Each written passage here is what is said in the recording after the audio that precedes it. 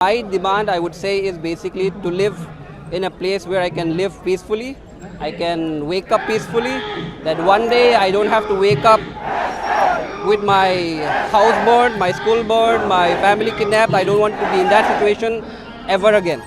मणिपुर के मुख्यमंत्री एन बीरेन सिंह ने अपने पद से इस्तीफा दे दिया है। दिल्ली में बीजेपी जल्द ही नए मुख्यमंत्री पर फैसला सुनाने जा रही है। पिछले 1.5-2 साल से मणिपुर में कुकी और मैतेई समुदाय के बीच एक संघर्ष जारी है। मणिपुर हिंसा की आग में लिपटा हुआ रहा। It's a very unfortunate screenshot which I'm sharing right now, and this was shared by one of the very reputed leader of the Kuki community. That this is a warning notification telling that we firmly declare our opposition to any attempt aimed at reaching any agreement with the Meitei or deviating from the demand for separate administration under pretense of compensation, peace or religious region.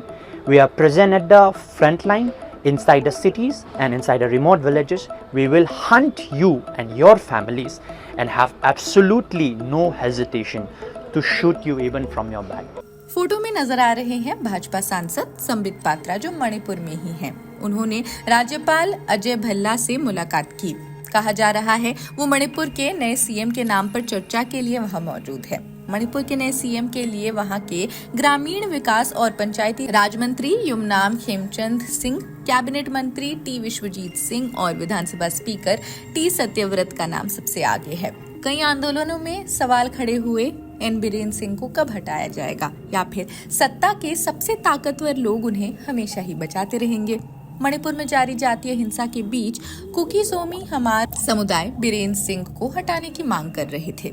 उन पर आरोप थे कि उन्होंने मुख्यमंत्री की तरह नहीं बल्कि एक पक्ष के नेता की तरह काम किया। उनकी नीतियां बहुसंख्यक समुदाय के पक्ष में झुकी रही और यही वजह है कि मणिपुर की आग शांत होने में नाकाम रही।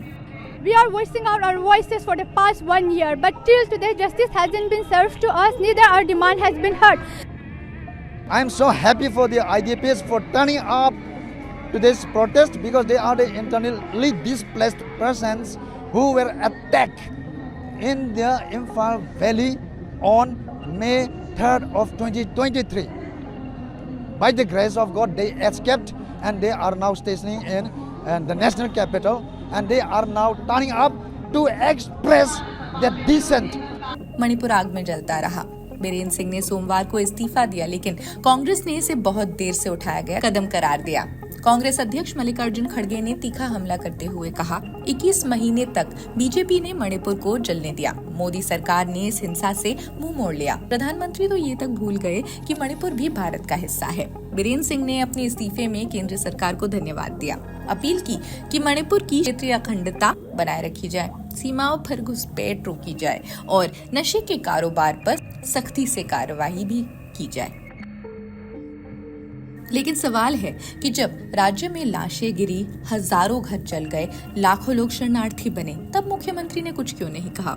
बीजेपी नेता बीरेन सिंह बार बार मणिपुर में हिंसा के लिए म्यांमार से आए अवैध घुसपैठियों को जिम्मेदार ठहराते रहे, लेकिन अब ये आरोप उन्हीं पर लग रहा था। इस क्लिप में जिसकी आवाज सुनाई दे रही है वो मुख्यमंत्री एन बीरेन सिंह का माना जा रहा है।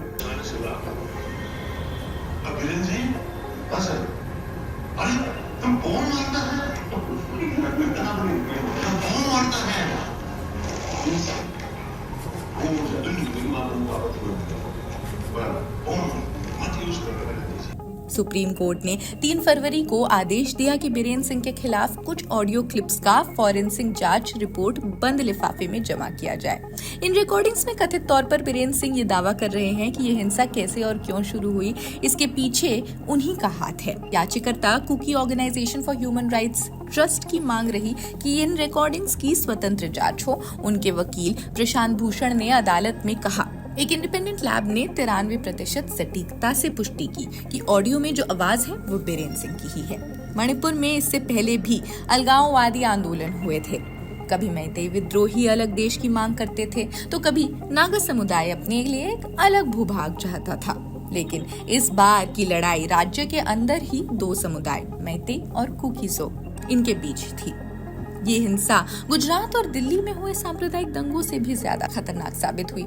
दोनों पक्षों के पास भारी मात्रा में हथियार थे। भारत में कभी कभार माओवादी पुलिस स्टेशंस पर हमला करते थे, लेकिन पूरे राज्य भर में पुलिस हथियारों की लूट जैसा मणिपुर में हुआ, इसकी कोई मिसाल भारत के इतिहास में तो नहीं मिलती।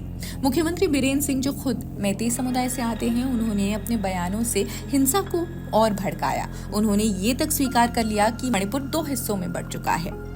मैतेई बहुल घाटी में कोई कुकी नहीं जा सकता, पहाड़ी क्षेत्र में कोई मैतेई नहीं रहेगा।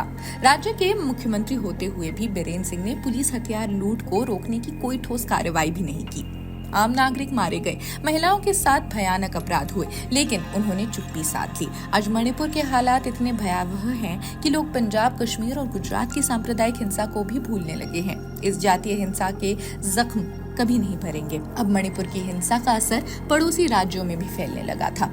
मिजोरम में कुकी शरणार्थी बनकर पहुंच रहे थे। वहीं मिजोरम में रहने वाले मैतेई समुदाय को जबरन वहां से निकाला जा रहा था। जब एक मुख्यमंत्री कानून व्यवस्था बहाल नहीं कर सकता, जब वो खुलेआम हिंसा पर पक्षपात करता है, जब वो खुद हिंसा में शामिल होने के आरोपों से घिरा है, तो फिर उसे हटाया क्यों नहीं जा सकता? It is too little, too late. उनके कार्यकाल में जो जुल्म मणिपुर में महिलाओं पर और एक विशेष समुदाय पर हुआ, किसी छिपा हुआ नहीं है।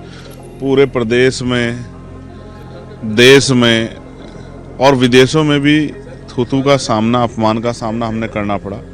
सरकार लंबे समय तक उन पे कृपा बना के रखे रही, जिसकी वजह से अन्याय वहाँ बढ़ता रहा और उसका सामना जो है अपमान के रूप में देश को करना पड़ा। जिस तरह महिलाओं पे वहाँ हिंसा हुई, और मुझे नहीं याद दिलाना चाहिए किस तरह से महिलाओं को वहाँ निवस्त्र करके घुमाया गया।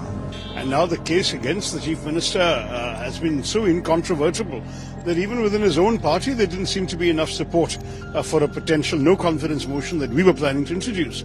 So I think it's very clear that the decision was overdue. But what's lying up next for the state is what we want to see. Because ultimately these problems need to be addressed. There are fundamental issues involving the well-being of the people of Manipur above all and the security of the nation as well. So these are matters we just can't take lightly. And we want the government to show a little more seriousness about Manipur. ये सवाल सिर्फ विपक्षी सांसदों का नहीं, बल्कि हर भारतीय नागरिक पूछ रहा है जो शांति और सौहार्द में विश्वास रखता है। लेकिन रामचंद्र गुहा कहते हैं, हकीकत ये है कि बीरेन सिंह को केंद्र सरकार द्वारा संरक्षण मिला। बीजेपी हाईकमान ने उन्हें अब तक बचाए रखा। बता दे, 27 मार्च 2023 को मणिपुर हाईकोर्ट ने एक आदेश दिया था। इसमें राज्य सरकार से मैतेई समुदाय को अनुसूचित जनजाति की सूची में शामिल करने की बात पर जल्द विचार करने को कहा गया था। इस आदेश के कुछ दिनों बाद ही कुकी और मैतेई समुदायों के बीच हिंसा भड़की। इस हिंसा में कई लोगों की जान चली गई। मणिपुर की हिंसा ने न केवल राज्य को 2 फाड़ कर दिया, बल्कि भारत की संवैधानिक और लोकतांत्रिक व्यवस्था पर एक बड़ा सवाल खड़ा कर दिया। अगर इतने बड़े पैमाने पर लोग मारे जा रहे हैं, लाखों विस्थापित हो चुके हैं और हिंसा थमने का नाम नहीं ले रही है, तो फिर कौन है इसका असली दोषी?